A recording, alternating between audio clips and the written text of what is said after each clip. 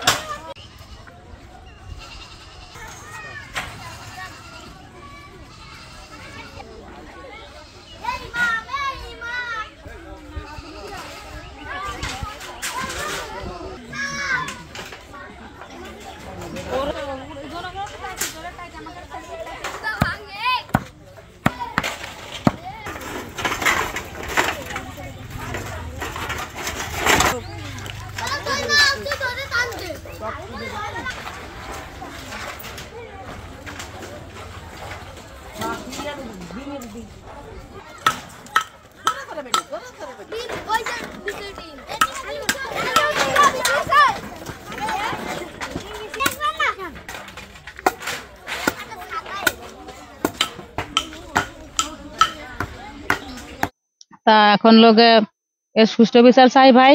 এখন লোকে ওর ফাঁসিটাও হয়ে যাক।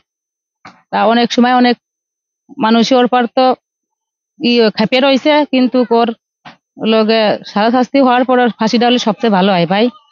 আসলে এই ধরনের ঘটনা আমরা পৃথিবীতে এই প্রথম আর কি শুনলাম যে একটা ফ্যামিলির 4টে লোক এই ধরনের ঘটনা ঘটাইছে। তো আসলে এর বিচারটা এমন ভাবে হওয়া উচিত যে ভবিষ্যতে আর কোনো ধরনের ধর্ষক বা অপরাধী এই ধরনের কোনো কাজ করতে না পারে। এদের ফাঁসিটা আমরা সবাই চাই। আমি চাই আসিয়ার সাথে যা ঘটেছে আরো অনেক মেয়ের সাথে ঘটেছে, আমরা এ পর্যন্ত কোনো বিচার পাইনি। মাগুরায় ঘটনা ঘটেছে, আমরা সবাই লজ্জিত এ কারণে, আর আমরা সুষ্ঠু বিচার পাই না বলে এই ঘটনাগুলো ঘটে। তা আমরা চাই সবাই যে ওনার এমন দৃষ্টান্ত হোক যে সারা বিশ্বের মানুষ দেখুক, দেখে শিক্ষা হোক, আর আমরা সুষ্ঠু বিচার তাড়াতাড়ি চাই।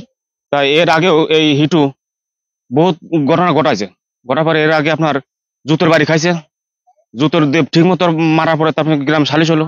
সালিশ হওয়ার পরে ও করলো যে আমার এই ধরনের কাজ করবো না। না করার পরে আবার এই ধরনের সালিশ না হওয়ার কোনো বিচার হলো না।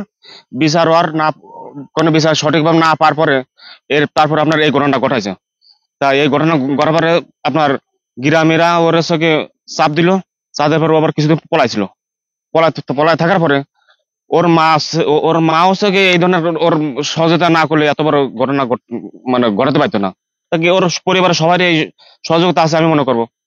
তা আপনার যাতে সুষ্ঠু বিচার হয় এই আশায় প্রত্যাশা করি। আমি চাই এই হিটু শেখের দৃষ্টান্তমূলক শাস্তি, এবং একই পরিবারের 4জন একটা নাবালক শিশুকে যে ধর্ষণ করেছে এদেরকে সঠিক ইসলামিক কায়দায় আমার মনে হয় শাস্তি হওয়া উচিত। মাটির নিচে অর্ধেক পুঁতে পাথর মেরে এদেরকে শাস্তি হওয়া উচিত। আর সরকারকে আমি বলবো এই আইনটা যত পাশ করার না করার পরে এই আইনটা কিন্তু না পাশের কারণে এই ফাঁসিগুলো হয় না।